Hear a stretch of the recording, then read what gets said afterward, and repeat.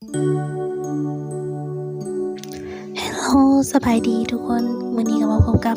เฮียกพอกวีทอล์กวีโนอีกเช่นเคย และสำหรับมื้อนี้เราก็จะ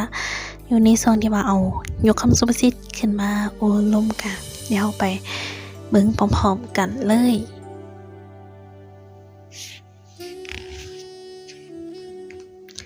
ก็คือกินหลายท้องแตกแบกหลายหลังหักเชื่อว่าหลายๆคนต้องได้เคยติวความหมายเคยสงสัยคำสุภาษิตดังกล่าวอย่างแน่นอน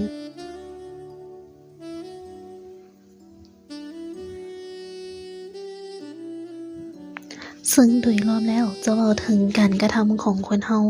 บ่ว่าเราจะเฮ็ดหยังเฮ็ดสิ่งใดก็ตามเราควรจะให้อยู่ในความพอดีพองามเหมาะสมเมื่อว่าเราเฮ็ดหยังที่ว่ามันเกินตัวมันจะเกิดความลำบากแก่ตัวเราและอาจจะส่งผลกระทบต่อผู้อื่นเช่นเดียวกันบัดนี้เรามาเบิ่งกินหลายท้องแตกแน่นอนถ้าเรากินหลายเกินไปน่ะมันจะเฮ็ดให้เรารู้สึกอึดอัดบ่สบายเพราะว่าร่างกายของแต่ละคนเราน่ะมีความสามารถในการ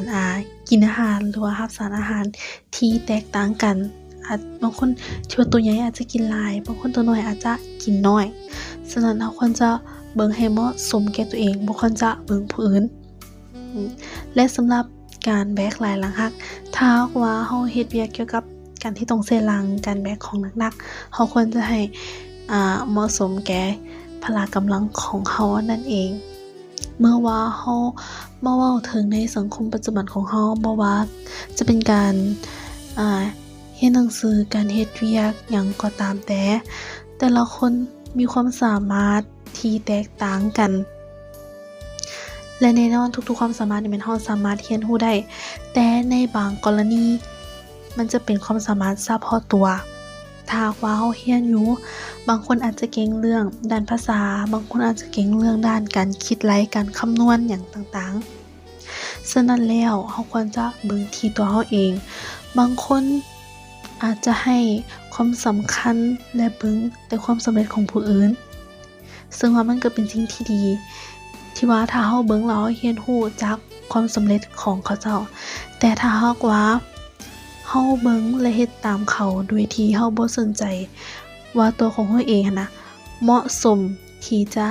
เฮ็ดด้านนี้หรือบ่เราเองมีความถนัดในด้านใดถ้าหากว่าเราเบิ่งแต่ผู้อื่นโดยที่บ่สนใจตัวเองมันก็เปรียบเสมือนการเฮ็ดหยังที่เกินตัวและการเฮ็ดหยังที่เกินตัวมันจะเฮ็ดให้เราน่ะมีความรู้สึกเมื่อยท้อแท้และลำบากใจและก่อให้เกิดให้เรามีความรู้สึกที่น้อยเนื้อต่ำใจตัวเอง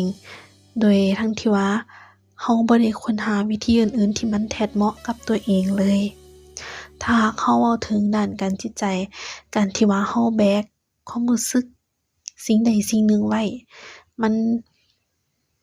เป็นสิ่งที่บ่ดีแก่ตัวเราฉะนั้นแล้วถ้าเรารู้สึกว่ามันหนักเกินไปด้านความรู้สึกเราควรจะหาคนที่เราไว้ใจได้คนที่เราอาจจะร่วมกันอยู่เป็นปกติเราก็สามารถที่จะระบายเรื่องราวต่างๆให้เขาเจ้าฟังได้เช่นเดียวกันแต่แน่นอนว่าเรื่องที่เราจะเว้านั้นมันเป็นเรื่องที่เราสามารถที่จะเว้าได้เว้ากับคนที่เรารู้สึกสบายใจแท้ๆสำหรับการเฮ็ดหยังที่ว่ามันเกินตัวมันเป็นสิ่งที่บ่ได้ส่งผลดีต่อตัวเราและคนที่อยู่อ้อมข้างแต่อย่างใดบ่ว่าจะในด้านใดก็ตามแต่ฉะนั้นเราควรจะให้ความสำคัญแก่ตัวเราเองแล้วเราก็ต้องเบิ่งคนอ้อมข้างว่าสิ่งที่เราเฮ็ดมันพอดีพองามพอเหมาะแล้วหรือบ่รวมไปถึงการมารยาทในสิ่งที่เราเฮ็ดหยังต่างๆต่อผู้อื่นอันนี้ก็สามารถเว้ารวมได้และทุกคนสามารถยกขึ้นมาแต่งในเวลาที่ว่าเราเฮ็ดหัดแต่งบทพิสูจน์อธิบายหยังต่างๆได้และ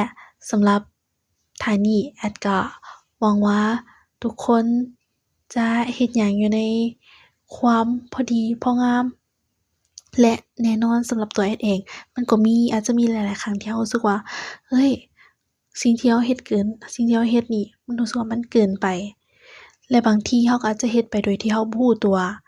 ถ้าหากว่าเราบ่รู้ตัว แล้วเรามาเบิ่งกลับคืน เราอาจจะถามจากคนที่อยู่อ้อมข้างตัวเราว่า สิ่งที่เราเฮ็ดนี่มันเป็นแบบใด เพื่อว่าเราจะเอาคำติชมหยังต่างๆน่ะ กลับมาปรับปรุงตัวเอง แต่แนวใดก็ตามแอดก็หวังว่า ทุกคนจะเต็มที่กับสิ่งที่ตัวเองเฮ็ด และบ่เฮ็ดให้ตัวเองต้องลำบาก คือดังกับคำสุภาษิตลาวเราในวันนี้ที่ว่าแอดยกขึ้นมา เพื่อจะเป็นคำสอนให้เราเฮ็ดตามความสามารถของเรา โดยอยู่ที่โดยที่ว่าให้มันมีความพอดีพองาม บ่เฮ็ดให้ตัวเองลำบากจนเกินไป แอดหวังว่าคำสุภาษิตในมื้อนี้ที่เรา